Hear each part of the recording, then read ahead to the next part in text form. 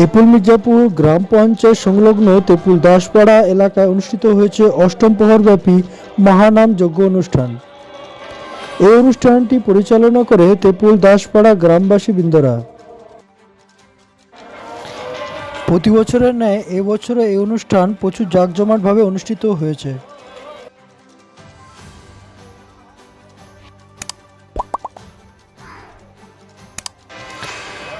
প্রায় 3 দিন ব্যাপী এই অনুষ্ঠানটিকে কেন্দ্র করে নানান দোকানপাটও বসেছে। এরই সাথে চলবে কৃষ্ণ রাসলীলা অনুষ্ঠান।